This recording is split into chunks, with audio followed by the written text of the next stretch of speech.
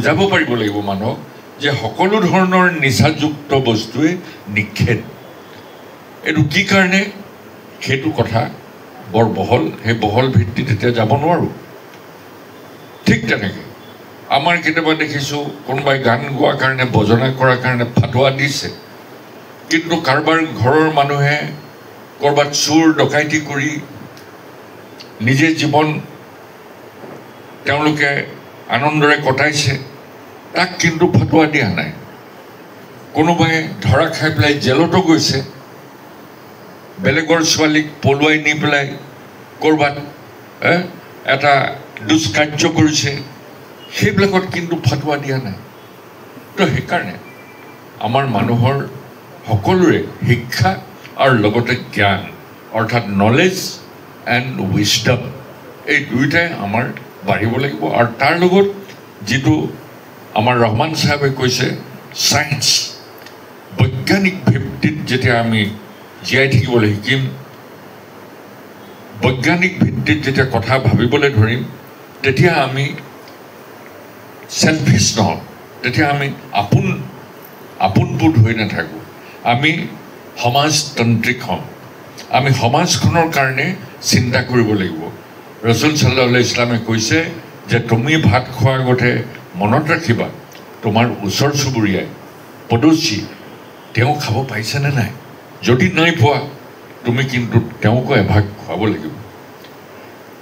ঠিক তেনেকৈ দান দক্ষিণা দিয়াৰ ক্ষেত্ৰতো তেখেতে কৈছে যে কাকো ভিখাৰী নবনাবা। আমাৰ এনেকুৱা হৈ গ'ল যে দান দক্ষিণা দিয়াৰ কাৰণেই আমি য'তে যিয়ে এক্টিং কৰি পেলাই ভিখাৰী হৈ আছে তাক আমি পইচা দি পেলাই ভাবোঁ যে বহুত পুণ্য কৰিলোঁ। না, যদি আমি তেনেধৰণৰ দান কৰি পেলাই ভিখাৰীৰ সংখ্যা বঢ়াইছোঁ তেতিয়াহ'লে কিন্তু আমি গুনাহ কৰিছোঁ।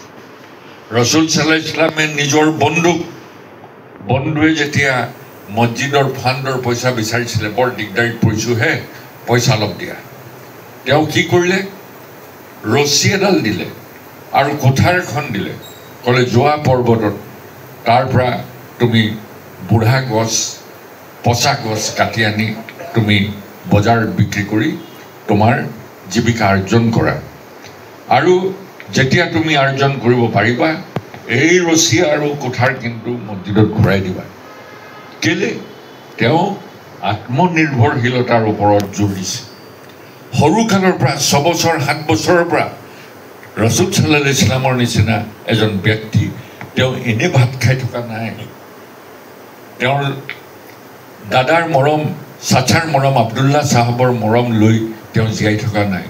তেওঁ ভেড়াৰখীয়া হৈ পেলাই তেওঁ জীৱন ধাৰণ কৰিছে। সেই ভেড়াৰখীয়া হ'বলৈ যাওঁতেই তেখেতৰ মনত যিবোৰ ভাৱ চিন্তা পৰিৱৰ্তন আহিলে তাৰ দ্বাৰাই তেওঁ এদিনাখন এই মহাপুৰুষ হ'ল। সেইকাৰণে আমি সকলোৱে চাব লাগিব যে ডিগনিটি অফ লেবাৰ আমি কেনেকৈ আত্মনিৰ্ভৰশীল কৰিব পাৰোঁ আমাৰ মানুহবিলাকক।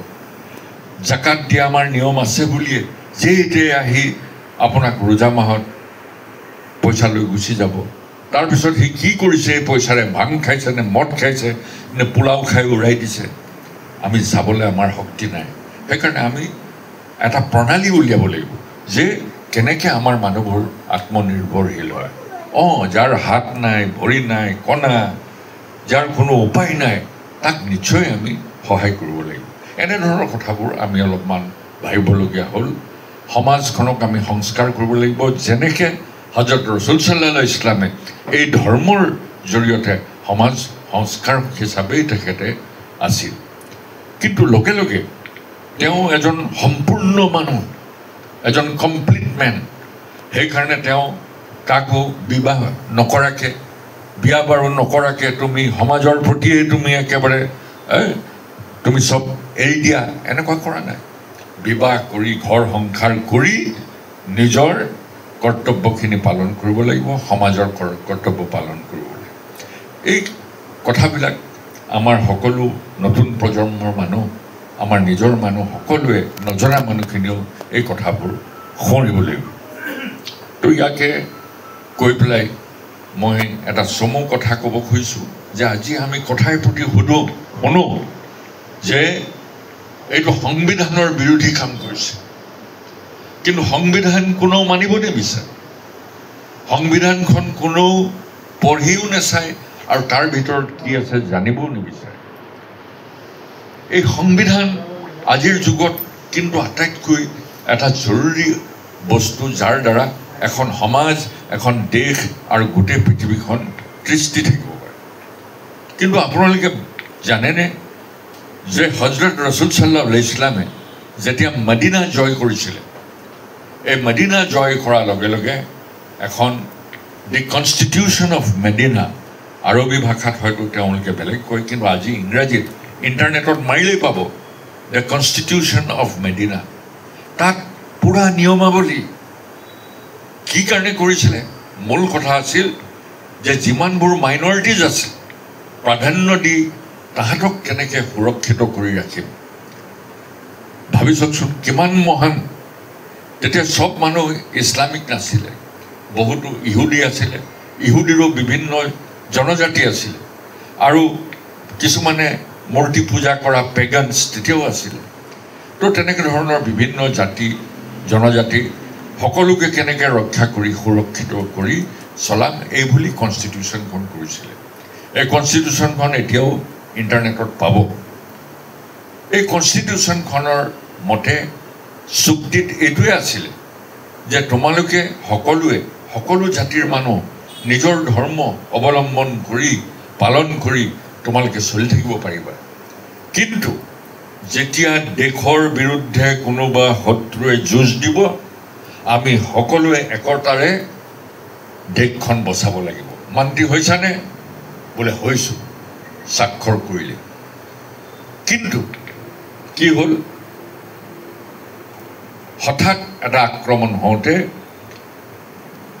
ইহুদী মানুহ কিছুমানে কি কৰিলে কিছুমান নহয় চবেই পিঠি দি দিলে তেওঁলোকে কিন্তু সহায় কৰিবলৈ আগবাঢ়ি নাহিলে এইটো ক্ষেত্ৰত ৰসুল সাল্লাল্লাহু আলাইহি ওয়াসাল্লামে কৈছে যে দেশদ্ৰোহী যদি কোনোবাই কাম কৰে দেশৰ যদি স্বাৰ্থত তাক সুৰক্ষিত ৰাখিবলৈ যদি চেষ্টা নকৰে আৰু যদি পিঠি দি দিয়ে উপলুঙা কৰে নিয়মক নিজৰ স্বাক্ষৰক তেতিয়াহ'লে সি দেশদ্ৰোহী অৰ্থাৎ ইংৰাজীত ট্ৰিজন বুলি কোৱা হৈছে এই ট্ৰিজন কৰাৰ কাৰণেই আচলতে ইহুদীবিলাকক মদিনাৰ পৰা তেওঁ বেনিছ কৰিলে বৰখাস্ত কৰিলে ক'লে যে তোমালোক ইয়াৰ পৰা গুচি যোৱা ইয়াত তোমালোকৰ স্থান নাই এই কথাটো এতিয়া ৱেষ্টাৰ্ণ মানুহে বহুত বেলেগ ধৰণে প্ৰচাৰ কৰে এইবোৰ বহুত বহল কথা কিন্তু কথা হৈছে যে দেশখনক ভাল পোৱা যিখন দেশত থকা দেশক সুৰক্ষিত কৰা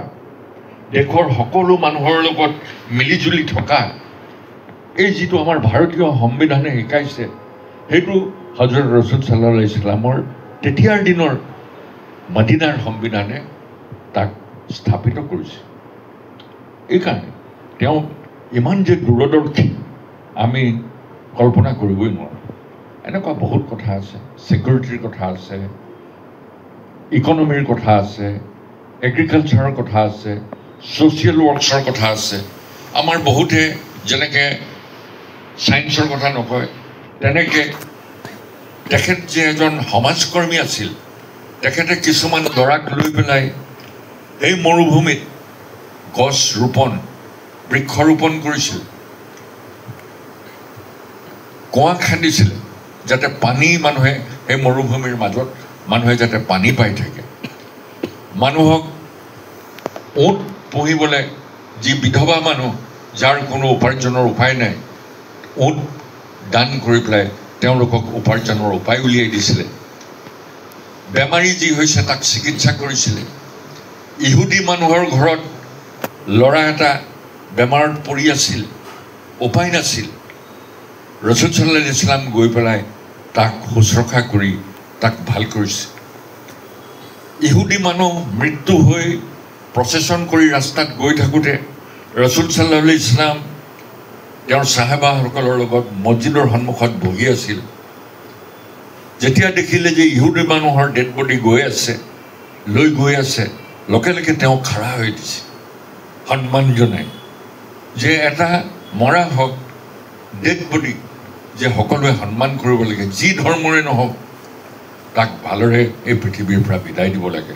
এই কথাবিলাক ইমান শ বছৰ আগত মানুহক শিকাইছে, যিটো আজিৰ দিনত মানুহে পালনে নকৰে। তো ইয়াৰ দ্বাৰা তাৰমানে তেওঁ হিউমেন ৰাইটছ, হিউমেন ডিগনিটি, এই কথাবিলাক তেখেতে বহুত জোৰ দিছিলে।